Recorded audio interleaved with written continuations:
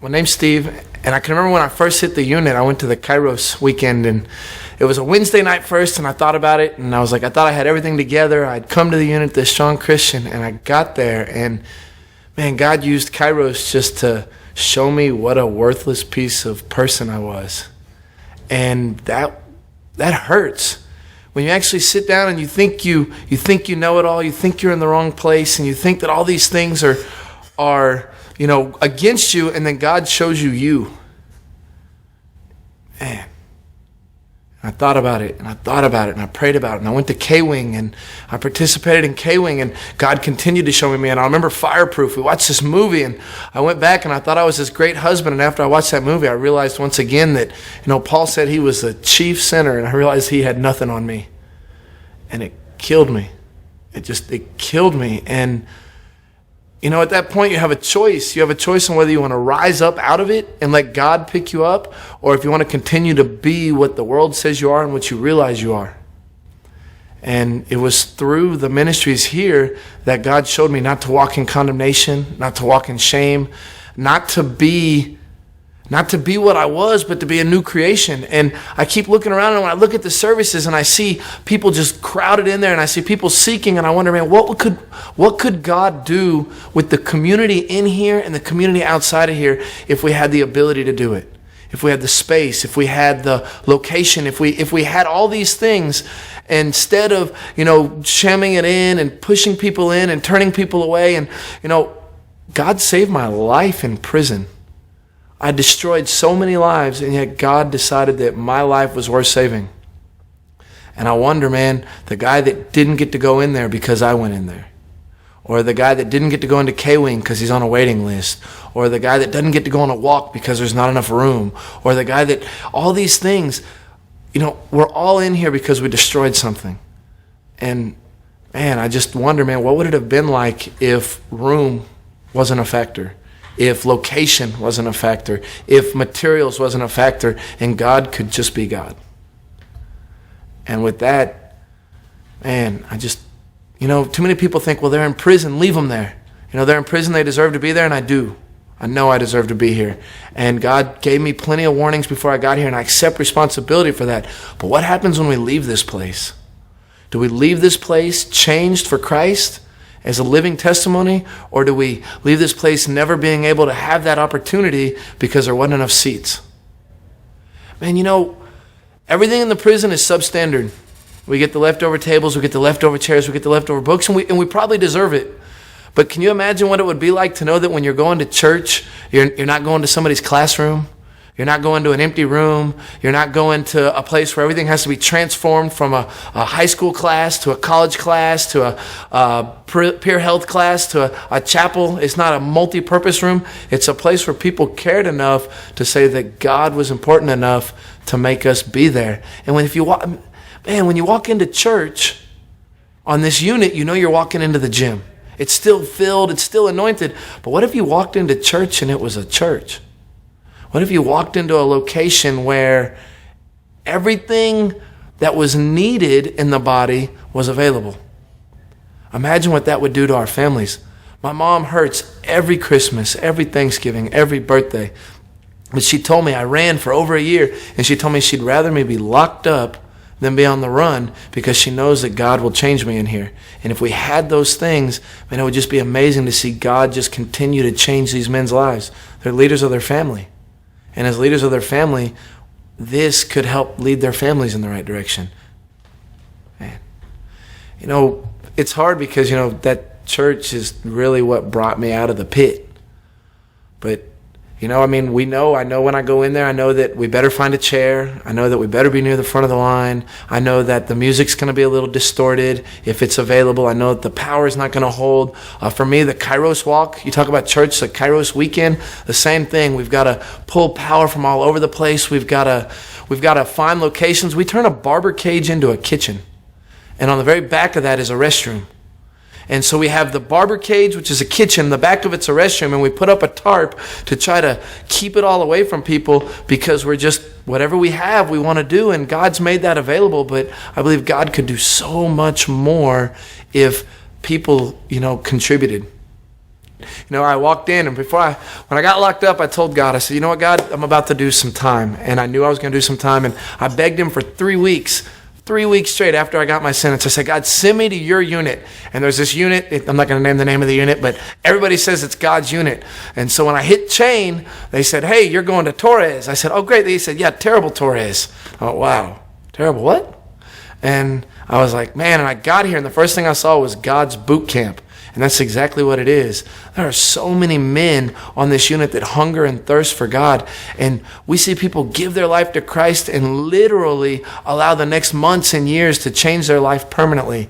And so God is doing everything on this unit. We see him in classes that are secular classes. We see him in the prison fellowship. We have four faith-based wings in here, and we have a waiting list on men that want to be in them that didn't come out of another one. Men that just want to be around God's light, and that's a big deal. And when I first got here, I thought, and I said this earlier, but I was pretty much I knew I could teach, I knew I could work, I went through college, and I did all these things, and then I got here, and I went to church, and I went to the chaplaincy department, and I watched these volunteers, and I had a lot of shame. And, man, I had a lot of shame. And I used to think that every volunteer that shook my hand, every inmate that shook my hand, that they could see right through me. And what I realized was they were looking at me with God's eyes, and it allowed me to realize that no matter what the past was like, the future can be something different. And it removed my shame. And most men don't get that opportunity. And yet God used the chaplaincy department to do that. Well, I've been on the unit for since January 99. In this chaplaincy program since 99 when I got here. I can see how much it's grown since I've been here. It's grown a whole lot. From no instruments to the instruments that we have right now. A lot of the stuff we do now, we used to do a cappella, with no instruments. You had the piano, and the only person who was allowed to touch that was a older lady by the name of Miss Moss. And so this chaplaincy program has truly been blessed. It's helped me to grow a whole lot. With the different teachers they have coming in and whatnot. Man, I'm one who was I say shy, but a lot of people don't believe that because the way I sing and stuff now in front of the congregation. But it's helped me to really open up a whole lot to people. Being one who would rather be by myself. I've learned how to fellowship and be with other people down here. It's a lot of people I know. Y'all just talked to one of them who was a straight, we call them rascals, because they were out of control, unmanageable, wanted to do their own thing and wasn't trying to hear about the Lord. And to see one who has come, not only him, but you have many that has come the same road that James has come, and this chaplaincy program has really equipped men to go out and to reach men like that. And you have a lot of people that come down like throughout the week, and because the capacity right now for the chapel that we're in is like 85, 95 people. A lot of people get turned away, and so a bigger chapel would mean more people not having to get turned away. That can really become discouraging. You get turned away a couple of times, and then it's like, man, I'm not going back down there because I'm always turned away. But we wouldn't have to pack up all that stuff, the instruments and things. We would have somewhere to store all that, so we wouldn't have to pack it back and forth to the gym. You have people down here you have Bible studies Monday, Tuesday, Wednesday. All throughout the week, and then service on Sundays. And you get familiar with people, and it's easier for you to open up once you get involved like that. Did you sing before you came to prison, or was that something that wasn't here? I sung before I came to prison, but not like I sing now. They said I couldn't carry a note in a bucket, but I've always thought I could sing pretty well. Not like I sing now, but I thought I had a voice. Yeah. My name is Michael. And I've been part of this Torres unit ministry, chapel ministry, for over 14 years. I have to say that I've seen this ministry come a long ways from we first started in the music ministry here with just a pitch pipe and our hands and our feet. And today it's grown to what you've seen. But I will say this, that it's the lives that have been changed throughout the years that is why this chapel ministry means so much. I've seen guys with some pretty harsh sentences come through these doors and give their life to Christ through tears that have just flowed and flowed. Some of the hardest gang members I've seen, because of the programs and the services that we have here, that God has been able to just touch their lives like nobody else could. The reason why I feel that we need a new chapel is we've outgrown our borders. The walls can't hold the people who are trying to come in. Generally, night after night, people get turned away. And it's sad because there's blessings that can be received that they're missing. I will say that having seen so many throughout the years come and even go home, they've always still been real responsive to the fact that it was Torres' unit and the chapel services here that touched their lives. They've taken it to the free world, and they've allowed it to touch their families' lives. This is not something that just is a local spirit touching, spirit changing life. It's the fact that your family members and family members of family members are being saved because of what's going on here at Torres. You know, this program here is something really special because it's somewhat of a safe haven for those who are hurting. It's a place where we have refuge. It's a place where we can come and bare our heart and give it all to God. It's a place that the volunteers come and have become just to be our confidants and our mentors. And without the chapel programs that go on, we would never be able to have this. This unit here at Torres is very lucky and blessed for the fact that we have services nightly. We have opportunities here like no other unit. But I'll say that with a new chapel being built, it can invite more and more. Instead of only the 80 or 90 that can come into our chapel now, we can seat 400 or 500. We can reach more. And if one person brings one person, then that number doubles. And before long, the whole unit's been affected. The Kairos, the Prayer and Share, the Prison Fellowship, the K-Wing faith-based program dorm. There's things that go on that are changing the lives of men. It's changed me. I've been through a couple of them. And I will say that I can never, ever forget, as long as I live, how much this place means to me. I'm glad I came to prison because it's changed my life for the better. It's changed my life in my family's eyes. I'm somebody that I can wake up to every morning and be proud to be a Christian. Excuse me. If men on this unit could experience the road that we've traveled throughout the years, they would see that God is the only answer and that we are the reason that He gave His life. Thank you for your time. Hello, my name is Jason Cole and I'm 32 years old. I've been out of prison for almost a year now. July the 14th, 2001, I was arrested for capital murder and attempted capital murder. I fought my case for 31 months in the county jail, and the Lord blessed me with a 12-year sentence for manslaughter and aggravated assault. Of course, I didn't know it was God at the time. After that, I went to Gurney and a few other transfer facilities until June of 2005. I landed on the Torres unit.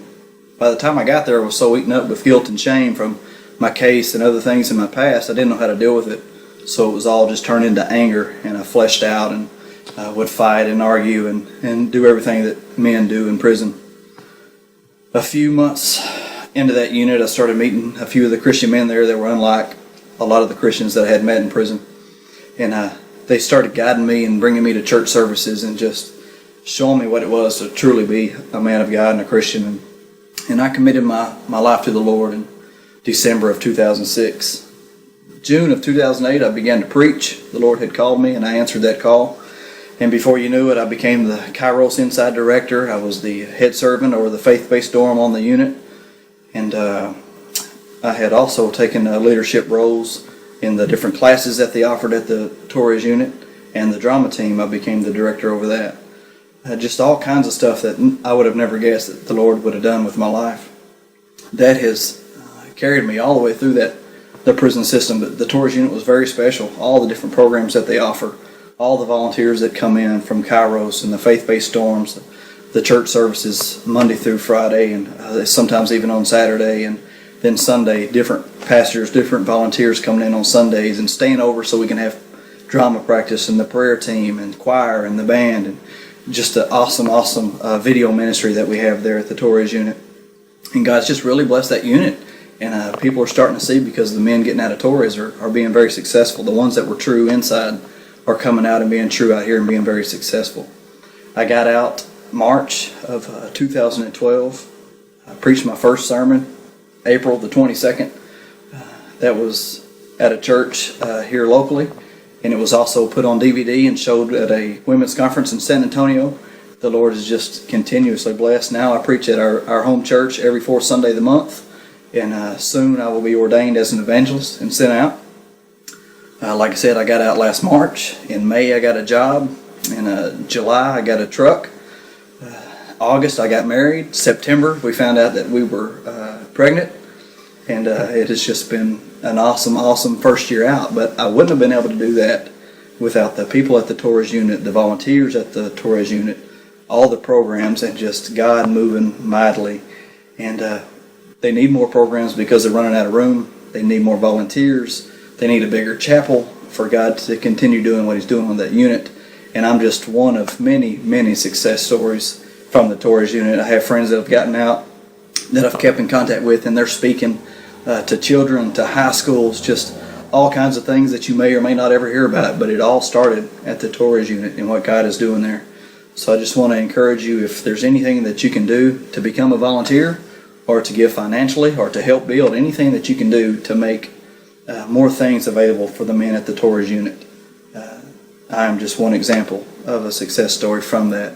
And I thank you, and just want to say God bless you for everything that you can and will do. My name's Walt. I've been on this unit for about 7.5 years. I've been locked up for 9 years. And you know, the prison environment is very pervasive, and the thing I like about the ministry is that it's a different environment. It gives us some normalcy. You know, in prison, you have a lot of us against them mentality, and people are very selfish, self-centered, narcissistic. They are trying to get for themselves. Whereas in the ministry, we're taught to be unselfish. And it's more, to me, it's a way of getting away from the prison environment. It's without it, I feel like I might get lost in the prison environment. And I'm very supportive of the ministry, because it's more like the real world out there. People want to be good, want to be different, they want to change. But when you get in prison, they don't know how to do that. They don't know how to change, and sometimes without God's help, they can't change. But Christianity is all about change. And it's all about change from the inside out, which to me is the only way you can change while you're here. There's a lot of rehabilitation programs that are not Christian-based, but I think you'll find that the real success comes when people change on the inside, not on the outside. And here, we have a lot of different programs that help us to change, help us to see what it really takes to change on the inside, to give yourself to Jesus, to give yourself to help others, to see others not as something to use for your own benefit, but maybe you can help somebody else instead of being part of the prison environment where you just do for yourself. So to me, the ministry here is my lifeline to having a good self-image, to knowing that I'm not just an offender, which is what they call us, but I'm forgiven by Jesus, and that I have value. It's very hard to know that you have value in this prison system, but in the ministry here, you have value, and that's one thing I really like about it. Hi, my name's Andy. I've been here for 18 and a half years on the Torres unit, and it's been a major blessing having a relationship with my my dad, reconciling with him. And I would have never done that if it wasn't for the Bible studies. I'm going to bring up Master Life. We did that almost about 12 years ago. Mr. Patterson was one of our main facilitators, and he was so faithful, but it led us to start dealing with issues in our lives on how to reconcile with our family. Growing up, my father, we never had a great relationship, but I'm going to say if it wasn't for Christ and going through the Bible studies, that would have probably never happened at all. The chaplaincy department is just all the different Bible studies that go on throughout the years. We've seen multiple chaplains. We've had 4 since I've been here, and every one of them has brought something different to the unit. Our first one was Chaplain Gates, and the most of what we experienced, the unit was still new and kind of opening, was just love. And a lot of us, in here, the unit's been open for 2 years now, and we really didn't know how to deal with each other or actually just live out what the Bible says about Christ, about loving each other, and he's kind of guided us on that. And then we had Chaplain Lee, which was a little more strict, but he kind of showed us he told us and was teaching us how to obey authority, I guess you could say, in the church. And then we had Chaplain Lucia, which was he was our third chaplain, and he was more just, I guess, trying to get us to learn about how to rely on God's Spirit, how to guide us and direct us in our everyday life. And then Chaplain Gates is just our teacher. He's been a blessing. But the unit has grown so much because we started from a small chapel when we first got here with just a piano, and that's all we ever had, and a couple of people on choir. And later on, as it progressed, how God has progressed the church, we've started getting instruments. At one time, the biggest prayer was that we wanted to move to the gym, and we were starting to run people off from the chapel. And on Sunday service, that was our big thing. But eventually, through time, we ended up making it to the gym. And now, our prayer, we've been praying for this for a couple of years now, maybe 10 years, that one day that we're going to get a chapel. And I believe the chapel building is very significant for the guys here on the unit. And the reason being, it's a symbol of hope. And what I mean by that is when we go into the education building or when we go into the gym, there's always some kind of distraction. And it would be awesome to have our own chapel where there be least distractions for the men, where they can start focusing more on their relationship with Christ. And just a comfort area. It's, like I said, it's just a symbol of hope. And I believe that it'll do a major, there'll be many lives that are going to be focused on it. There's been so many lives right now that have been focused on the small things here on this unit. And if we can just get a chapel, I believe that there's going to be many lives in the future that are going to be going back into society and actually having an effect on what Christ has done in their life. All right. My name is Dwayne McKinney. The Torres program chapel helped me in a lot of ways. One way was because of all the things that was going on in the prison atmosphere, the Torres chapel provided, in a sense, a way of escape, a way of normalcy. The volunteers there at the Torres Chapel Prison Unit They helped out so much. We would be living and confronted with so much fighting and all things going on around. But we would see a Torres volunteer, and they would treat us as men. They would treat us as men of God. They would treat us as human beings, as opposed to the way we were treated by maybe prison guards or other offenders there on the unit. So they helped us gain a sense of identity, who we were. There were so many programs there at the Torres Chapel.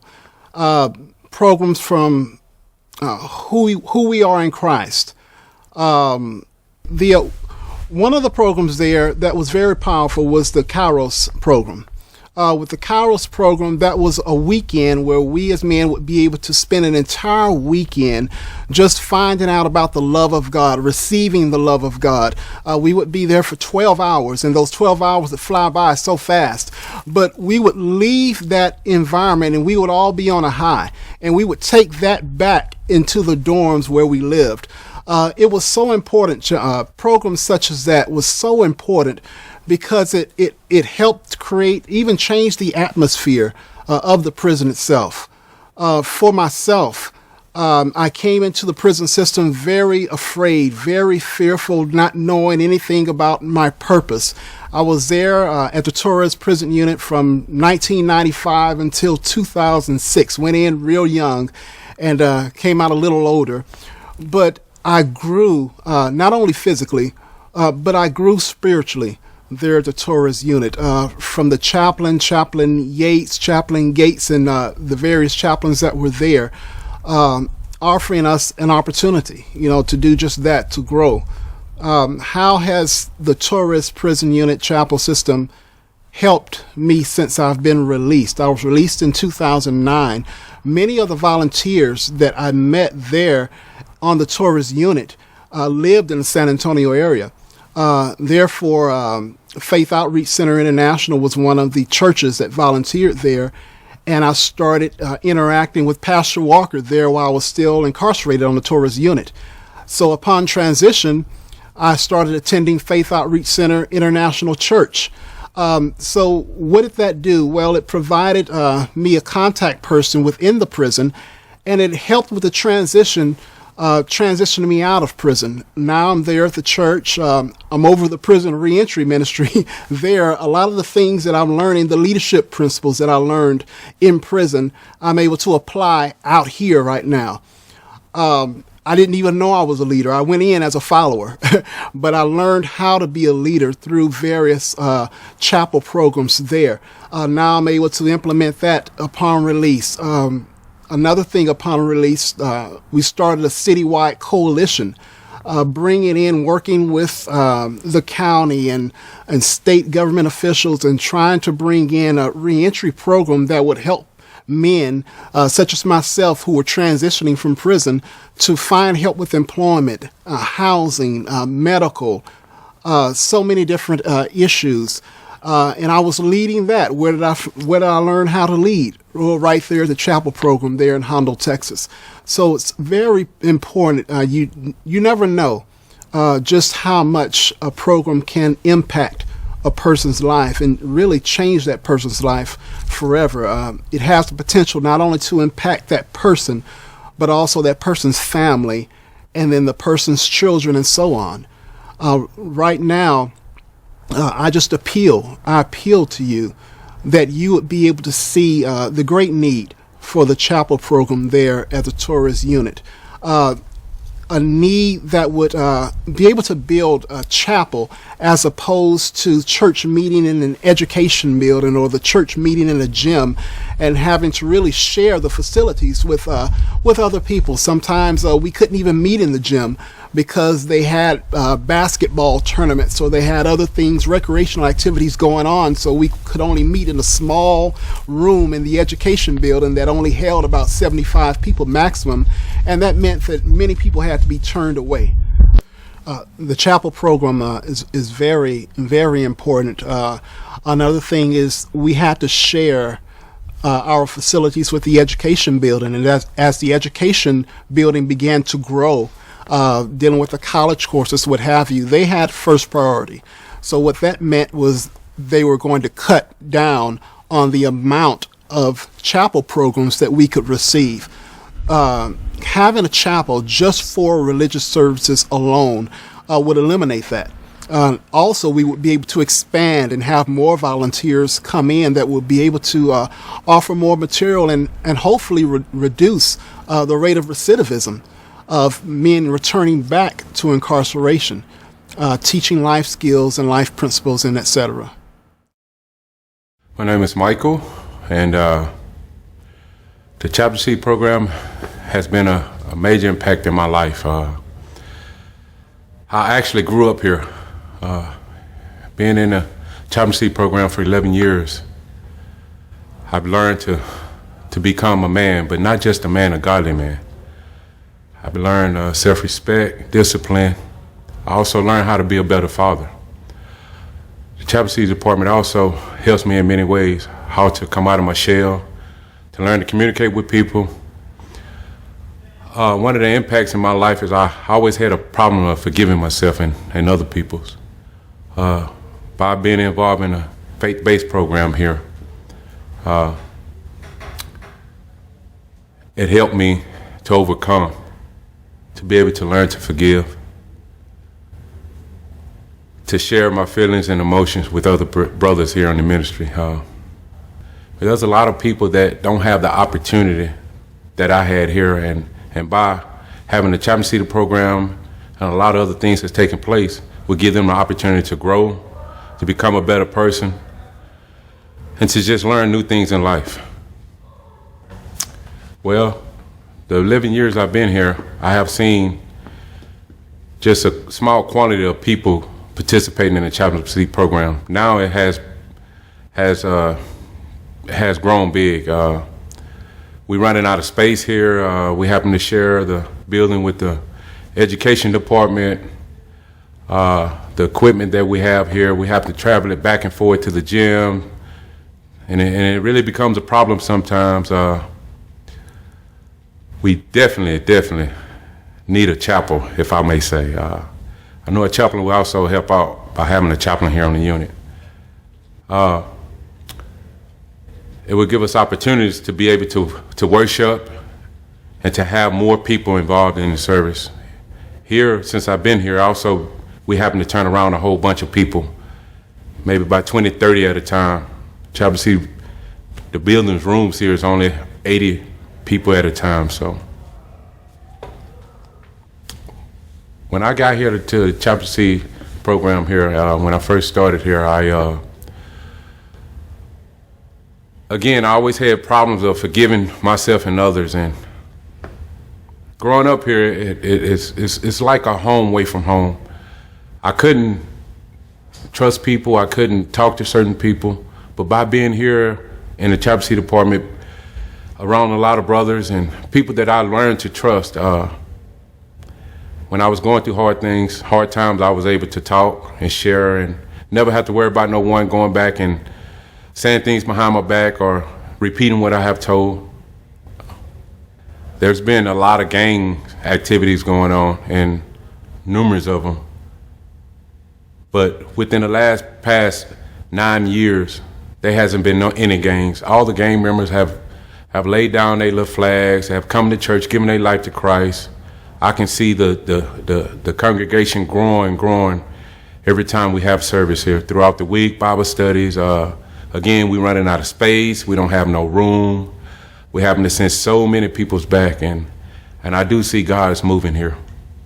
We have to turn so many around. And a lot of guys, their self-esteem is not maybe be up higher or nothing like that. So it will help them, make them feel better that they want it. A lot of people in life that, may feel that they're not being wanted.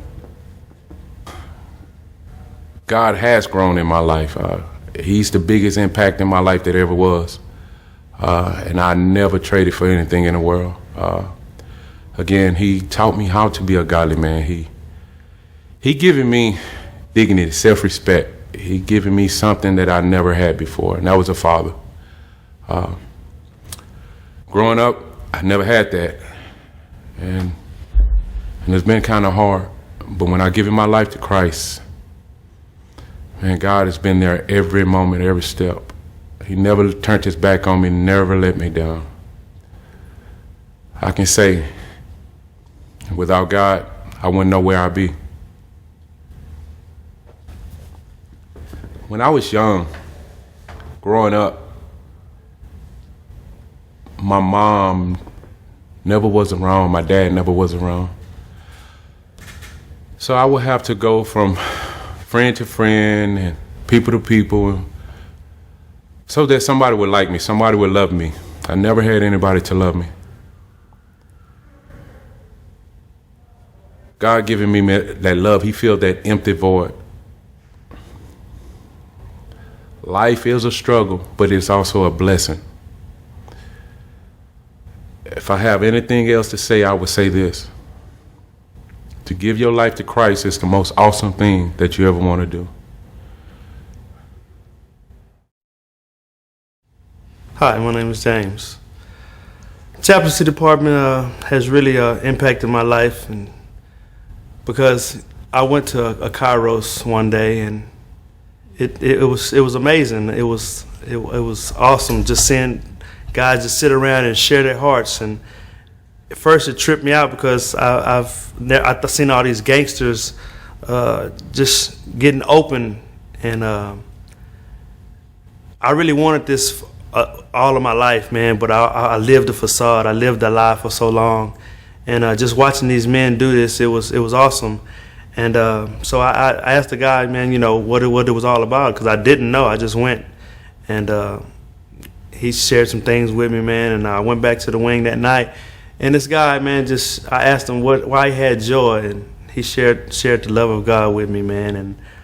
And so the chaplaincy department, man, you know, Kairos was very instrumental in me just taking my step of faith. And all the programs that we have on Torres, we have, you know, the prison fellowship and Bible studies every day of the week, and team program, which I'm enrolled in now. It's just it's awesome because it's teaching me to be a better man. It's empowering me with the Holy Spirit. I've been transformed and conformed into just a new man. And so the chaplaincy department is awesome. It would be awesome because, for one, we wouldn't have to lug all the equipment back and forth every time we have a big event to the gym. But I think it would tell the guys and show the guys that, you know, God is awesome, because, you know, we're doing this on our own. The state of Texas is not just building this, not had it built. It's showing that, you know, we put prayer and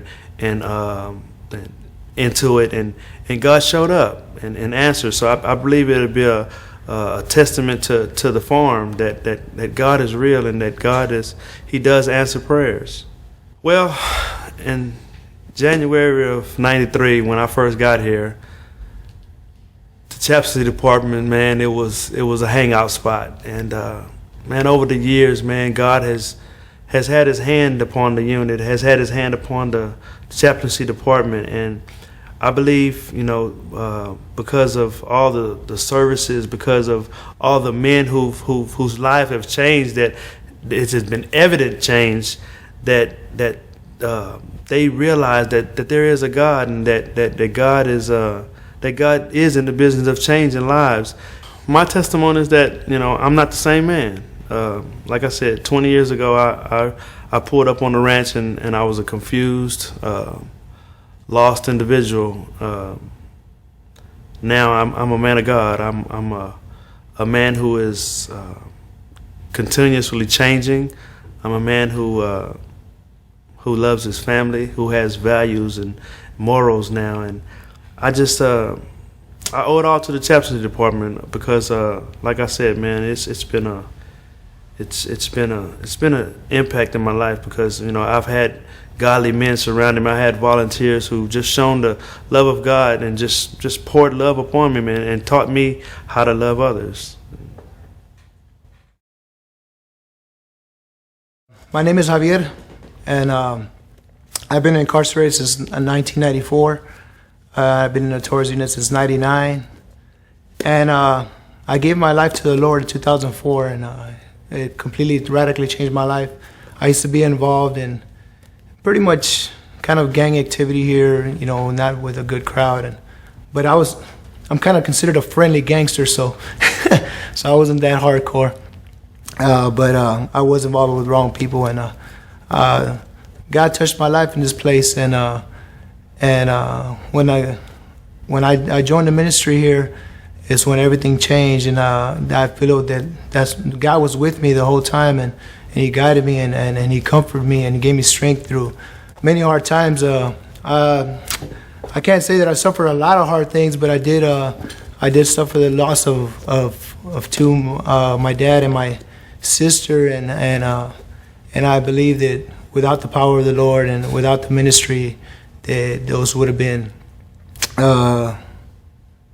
not so good times, you know. And although they were not good, in a sense, the Lord gave me peace throughout the situation, and I know that without the Lord and without the ministry, things would have been a lot different.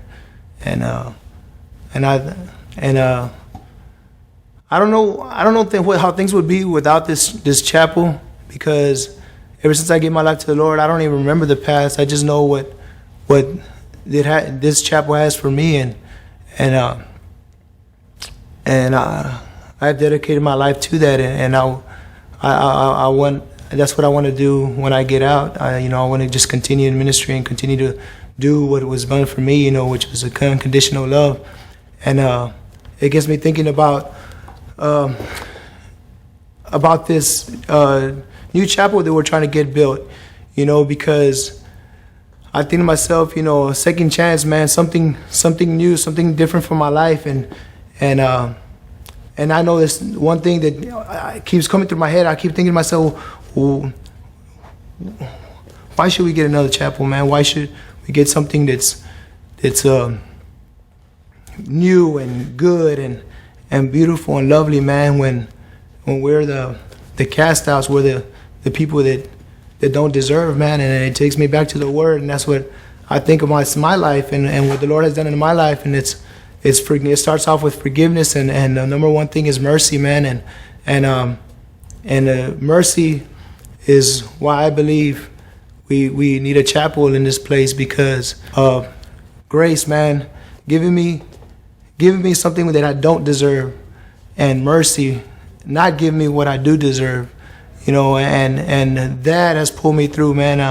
The person that I am today, man, I like to walk around, and sometimes I tell my brothers, man, is that I ask them who they are, and my response to that is I'm a person that's forgiven. I'm somebody that's been released from who I was, man, and I'm not that old person anymore, and I thank God for that. And the building of the new chapel is that, you know, something new for this place, something that we don't deserve, but should be given, because there's many youngsters in this place. And that's the thing that I see here, is that the more time I the more time I spend in this place, I see is younger and younger people coming to this place. They tell me the average person in this place is 26 years old, 25 years old, and I see that, and I say, man, you know, that breaks my heart, man, because I have kids, man, that are 20 and 18, and I sit here and I talk with an 18-year-old kid, and I tell him, man, I said, man, you don't understand, man, you're my daughter's age, man. I said, you should be out there talking with her, playing around, you know, joking and living your life, man. And you're in here, man.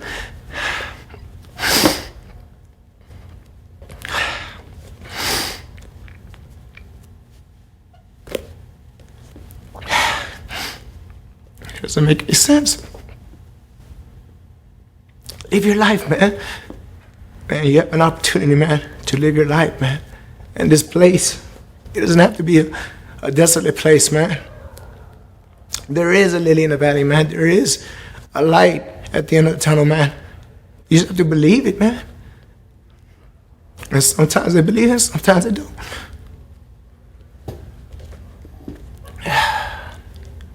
And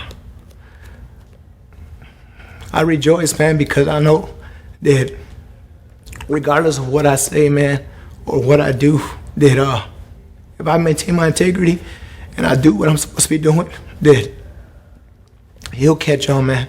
Or that little seed, it'll bloom, man. It'll turn into something. And one day, whether it be 5 years or 15 years or 20 years, whatever it might be, man, it'll take root, man. And that's what I rejoice over, man. And that's what I believe that this ministry is about. And that's what I believe that we're doing here, is everything for Jesus, man. And Jesus is the peace and is the hope that we have, man, before us, man. And I don't see anything but that, and that's what I see my future as. And I see that the chapel will get built one day, man, whether it's in a couple of months, couple of weeks, or years, but I'm believing and I'm hoping, man, that before I go home, I will see the breaking of that ground, That has been my prayer, I want to go home, but I want to see the Lord move in this place, man, and I guess that's it. Bueno, pues me ha ayudado el programa aquí mucho porque cuando yo llegué aquí este rancho en el 2006, yo ya estaba aquí en la prisión como unos 5 años, y cuando llegué aquí me salí de una fama, de una clica, y ya estaba yo aquí causando muchos problemas, creando causas, y no le respetaba a los oficiales o a nadie. Y cuando yo salí de la clica, la iglesia aquí me aceptó como un amigo, como familia, y necesitaba ayuda porque quería cambiar, pero no sabía qué hacer, no sabía cómo ser obediente y respetar las autoridades, pero yo sabía que necesitaba ayuda. Y cuando vine aquí a la iglesia, todos los servicios aquí, al lunes, al viernes y el domingo, no era fácil porque no sabía mucho de la Biblia, no sabía mucho de cómo ser una persona que, ¿cómo se dice?, que pueda aceptar ayuda nomás sin dejar mis maneras del mundo. Y quería ser un parte de la iglesia, pero no era fácil porque yo sabía que mis maneras del mundo las necesitaba que dejar ir y cambiar. Pero me aceptaron, me ayudaron los voluntarios y los hermanos, y poco por poco comencé a cambiar. Yo me salí de una clica antes que llegué aquí en este rancho en el 2006, y cuando hice esa decisión, no vine a la iglesia, no vine a Dios, no arrepentí de mis pecados. Solo sé que sabía que quería cambiar. Y luego cuando hablé con un hermano aquí que se llama Javier Gaitán, él fue el que me dijo: hermano, ven para el servicio, ven para la iglesia. Y poco por poco él comenzó a ayudarme, a hablarme de Dios y de la palabra. Y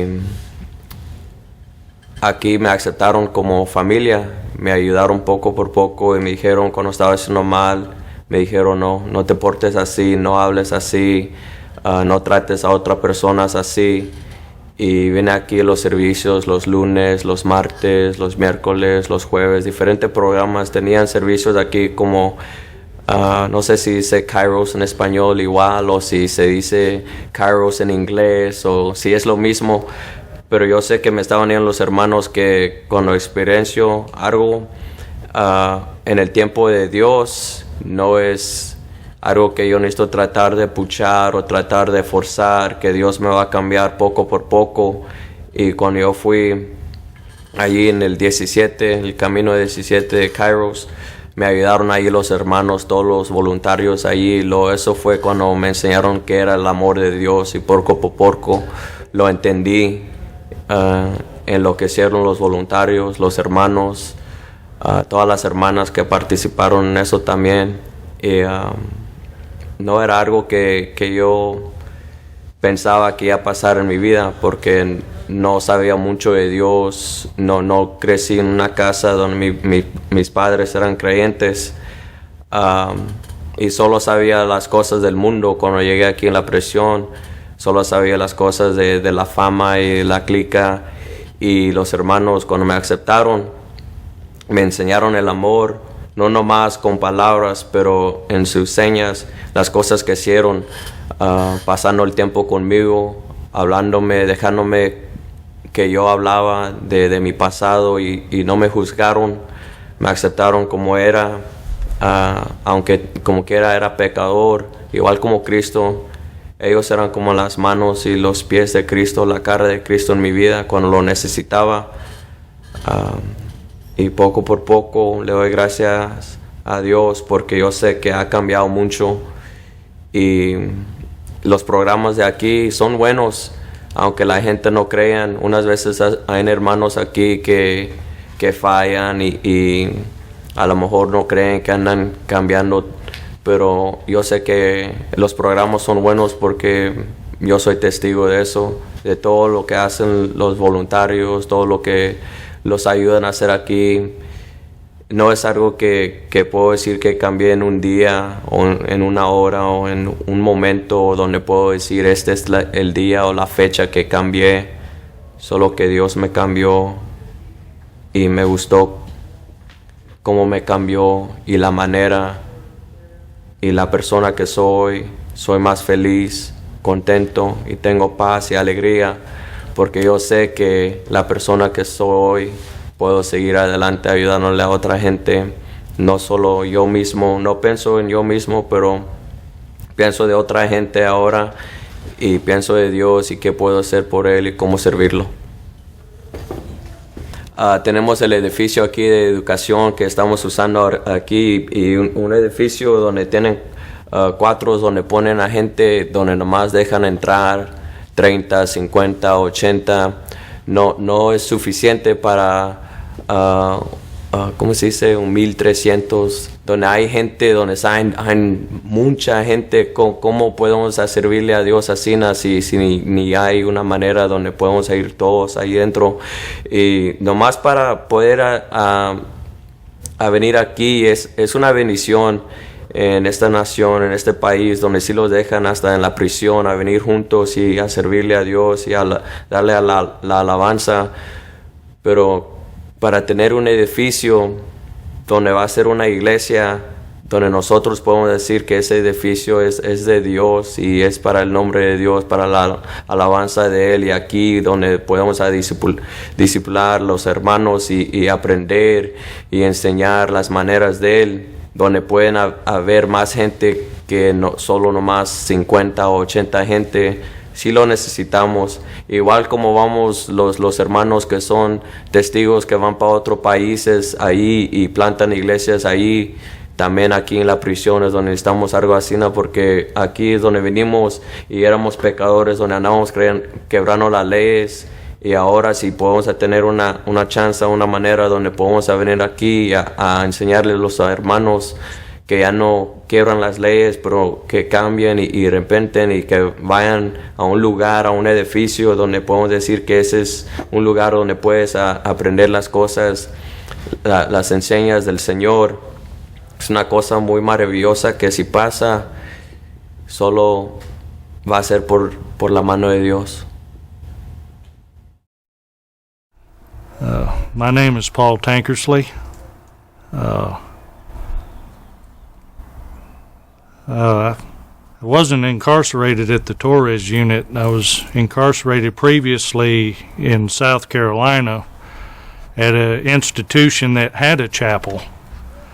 Having a dedicated facility in order to benefit from the programs that the chapels offer made a huge difference. Now that I'm out and volunteering at the Torres unit, I can see the big difference. The not having to interrupt our programs for the various other activities of the institution with the shared facilities that we're having, not having to cut down the programs or shorten the programs it enables us to spend a lot more time with the guys in order to get our point across and to give more time for interaction. It's really the time for interaction where the growth takes place. Just short sets of instructions don't give spiritual growth. It's living the instructions that causes spiritual growth. Well, a new chapel would allow for more programs and more time for the programs, as well as really a better presentation for the programs. For instance, when we're in the gym and it's a really hot summer, those fans make it very hard to hear. They could be saying a lot of really good stuff, but if nobody can hear it, it doesn't do much good. Just a more pleasant, more dedicated environment's also more conducive to the thoughts and studies of the programs at hand. I know the programs I participate in are mostly held in the gym, and I know I spend a lot of time looking at that basketball hoop instead of the speaker or the other guys that are there.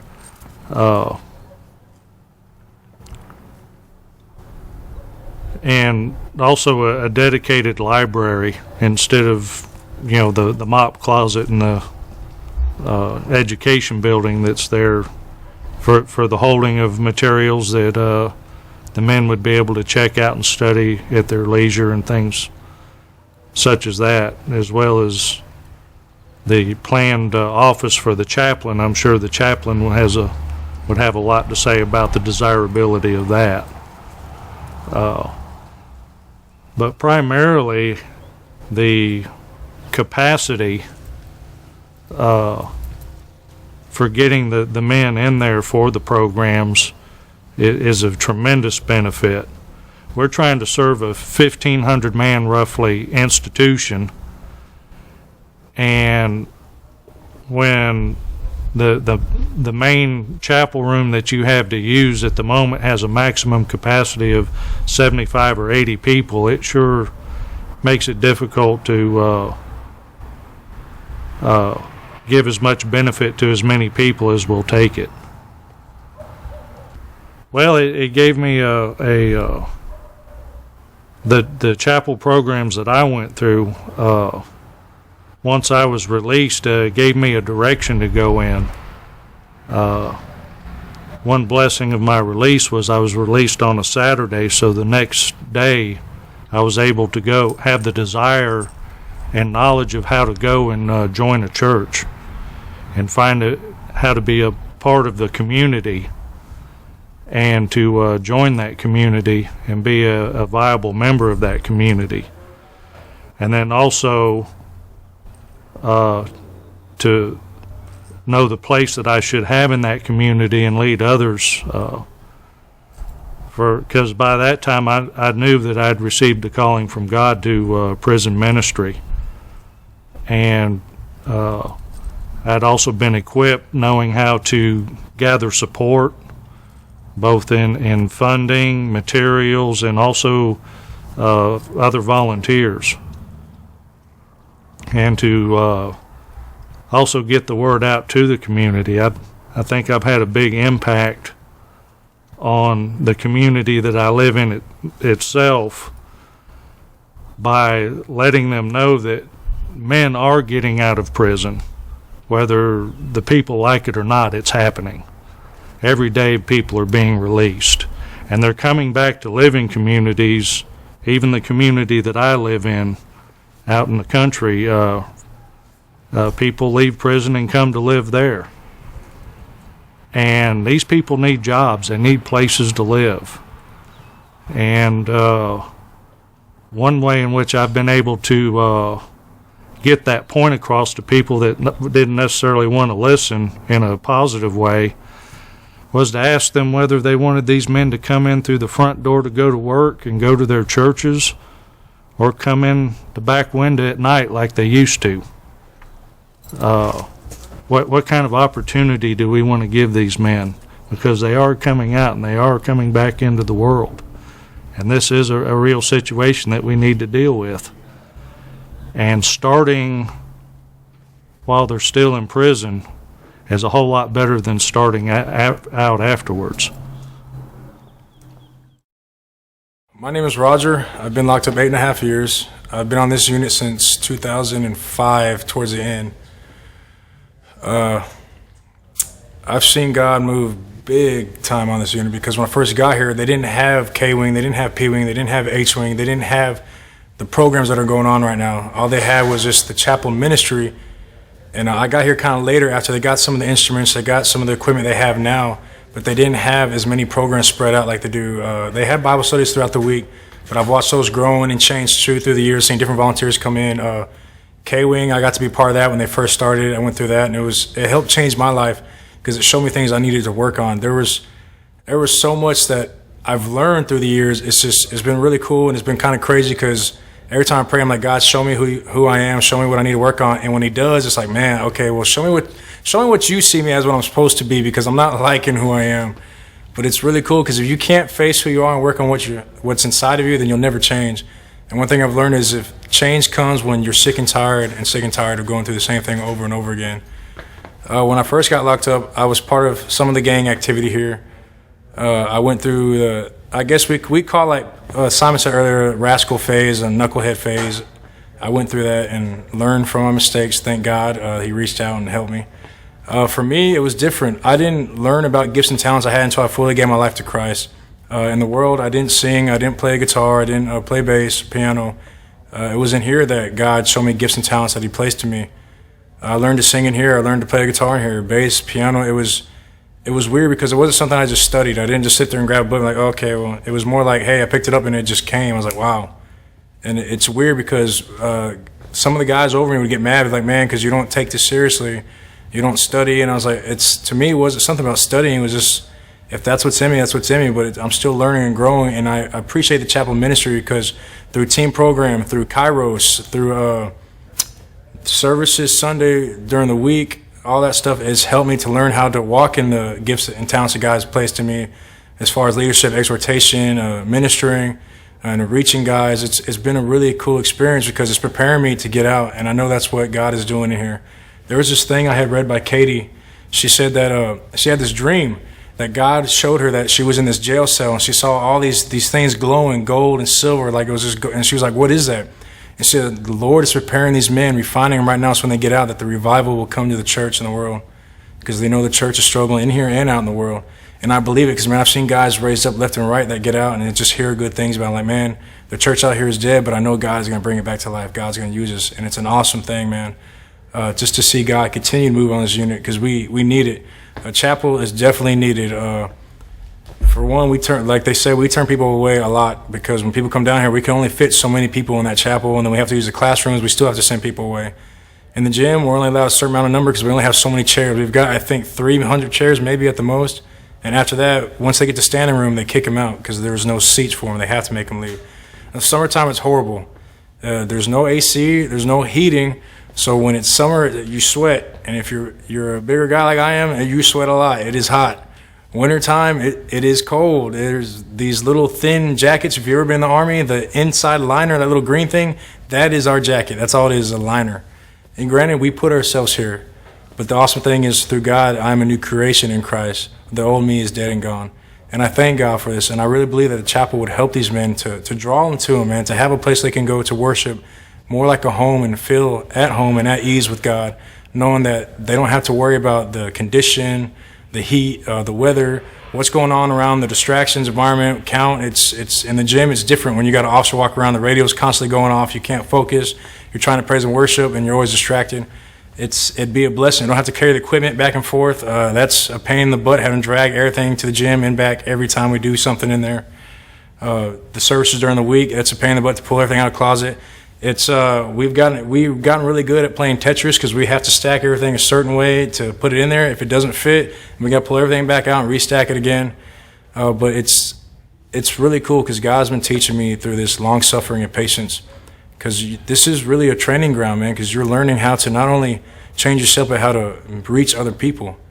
Because there's times where you're talking to guys one-on-one and you'll see them like they're wanting to change, but the next day they go back to doing the same things. You get frustrated, like, God, why is this happening? If you really love these people and you're moving, why do you allow this stuff to happen?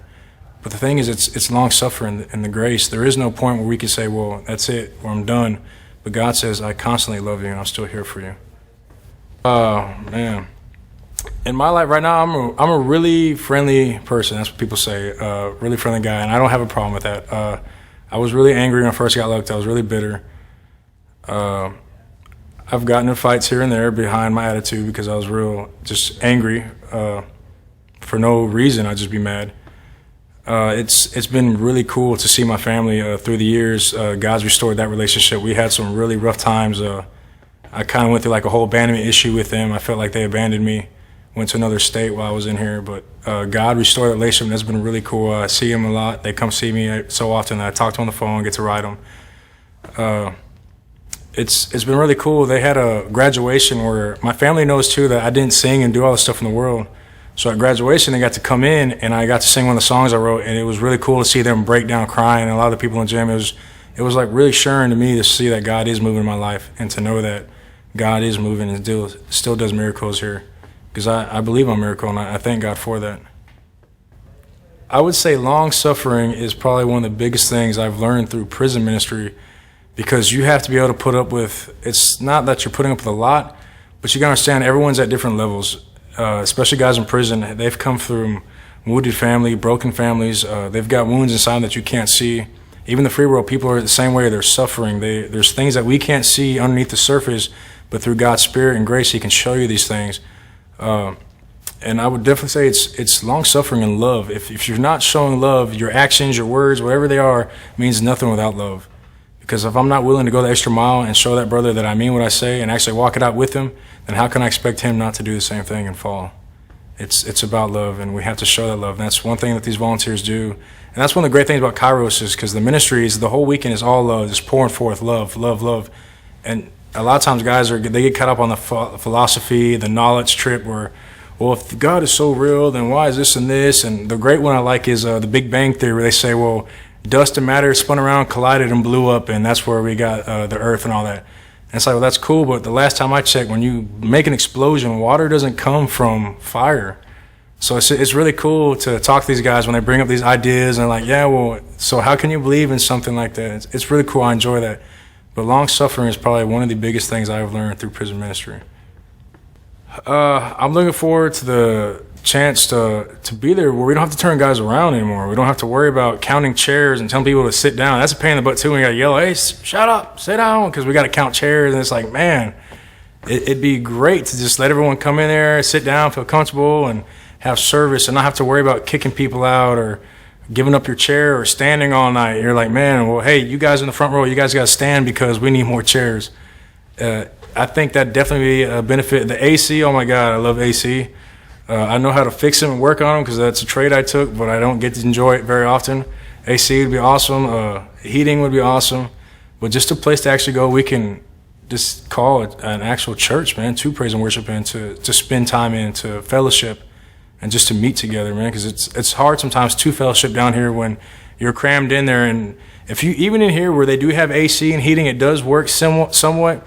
It still gets hot. When you get 90 bodies in a room that is only made for like maybe 30 people and you're crammed against each other, it gets hot quick. And it doesn't matter how cold it is outside and how cold it is in here. It is hot. So I think a new chapel would definitely help out. And the classrooms we really need would help out too, because in here we're so packed where when you have different Bible studies throughout the week, we have more than one study going on between English, Spanish, Kairos, different volunteer programs that come in and experiencing God. So with the equipment to have a chance to be able to sit down in a bigger classroom would be great too, to fit more people in there. Everybody knows me by Bear, but my name's Gary Parker.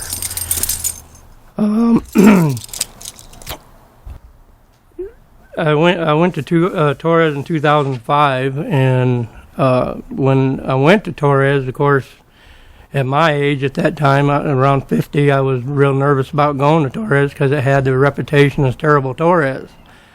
But when I got there, it was camp friendly. It was a blessed unit. It had all kinds of different activities going on, and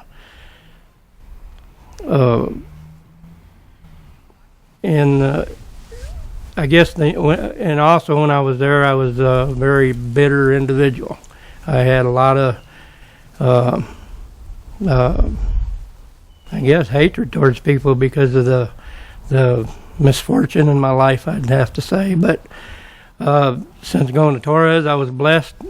I got to meet people through the Kairos program. Some of them forced themselves on you. But Kairos has been a big part of my life in there and out here. That's what's kept my focus, is the Kairos community, because I never really had family, and Kairos is my family. It's been my family. I met my wife through Kairos. Just met a lot of great people through the Kairos volunteers that made you feel like you had a place in society when you did get out. That in there, the problem within there, you was always, I was one of them that was turned away from chapel before because of no room, no space. Because 75 is the limit, and they would turn you away. So the benefit of having a chapel would be, because of that, there's the room, the space. You just don't have it for in the gym, the education department, and such. And people get turned away. They don't try to go back again, because when you come out of the building, everything is difficult, in there. So it makes it more difficult, and then you have to go back in and go through it. And so they give up. So having a chapel would just make it so much more comfortable for the volunteers and the inmates that are going in there. And one thing I know for sure is the inmates have to have direction and focus in their life. Most of these guys in here are really young fellers, and they don't have a focus in life. They're coming right back. And Kairos and the faith-based program and all the programs that they offered in there is really give me a focus, give me a hope, desire to fly straight, so to speak. My name is Claude. Now, I've been here since 2002, and the Torres chaplaincy department has given me a chance to get to know Christ on a more intimate level. It has given me a lot of opportunities to meet brothers and fellowship with guys that I never expected to have a relationship with, that really welcomed me with the love of Christ. The chaplaincy program here has affected my life in more ways than I can actually describe, but the main thing is it has given me an opportunity to use the talents and the gifts that God has placed inside of me to be able to help and reach out to those who need help. I've seen God move on this unit in mighty ways. He's taken us from hardly no volunteers to abundance of volunteers, and plenty of programs that offer us help and hope for the future. And it's continually an eye-opener for the officers to see change in the inmates here at the Torres unit. Not only do the volunteers, but the brothers in white also reach out and go in and share the experiences that they have from the past, and are able to relate to those who are coming from the same backgrounds or the same situations that we have, and we can pretty much welcome them into the body also. Well, during the summer days it can be somewhat unbearable, but we can tolerate it. In the wintertime it's kind of cold, and it's as long as we get to fellowship and worship, we can make it through. But the climate changes, you know, sometimes on the older guys it can be a little bit much, but God is able. The biggest advantage for having a chapel on Torres unit would allow the guys to really experience what it would be like to be in a church environment. Even though God doesn't dwell in a temple made by hands, it would still give us that homely feel, you know, and to be able to say that this is our church, you know, and to where volunteers could come in and we could actually get a sense of what we're getting ready to go out to once we leave this place. My name's Paul. This ministry has really meant a lot to me. It's made a big change in my life and the things that I've done, the way that I used to be. It's really made me the man that I am today, especially to my children, to my wife, and to the people around me, especially my family, brothers and sisters that I've hurt a lot of people. But now I can say I'm a new person because of the ministry and the people in the ministry. That's really changed my life. It has impacted my life in a big way because now I got something that I can go back out there in the world and give them something that they've never had, or they can see the new person that's within me. Well, it's reaching a lot of people through different ways. You got different ministries for different types of people, such as Kairos, different Bible studies. So it's touching a lot of lives in a big way. It is needed strongly, man, because there's a lot of people that are lost, and they need a way to be able to find themselves to help them be better people than what they were. Well, I came to know Christ as a certain situation happened in my life while I was here in prison, and it's changed my life, and it drew me to come into church, and there was different people that mentored me and helped me get along the way and made me a better person. It has helped me, man, because I'm a real quiet person. I really don't say much, and it's helped me reach out a lot more. Well, it would be a benefit because it would draw more people in. At times we're at services and it gets crowded at times and people have to be sent back, so it would help out in a big way because there'd be more of a crowd coming in. Hi, my name's Richard Carbajal. I'm currently on Torres unit. It's not just about receiving Christ. I believe what the chaplains show me in my life is how to live in Christ. It's opened up doors in my heart that I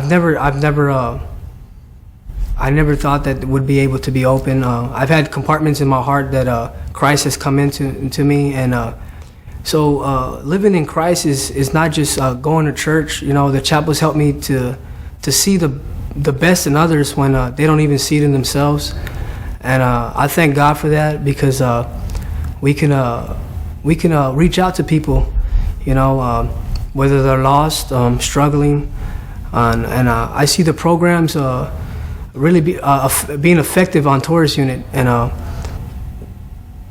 we've had this one program that God has blessed us with on Torres unit, which was One Day with God. I was able to see my son and hold him, you know, for like a whole day, and that's I've never been able to be with him for a whole day since the 13 years I've been locked up, and that's really helped our relationship. He's able to see that even though, you know, Dad's locked up, you know, Dad he's making the best out of his situation.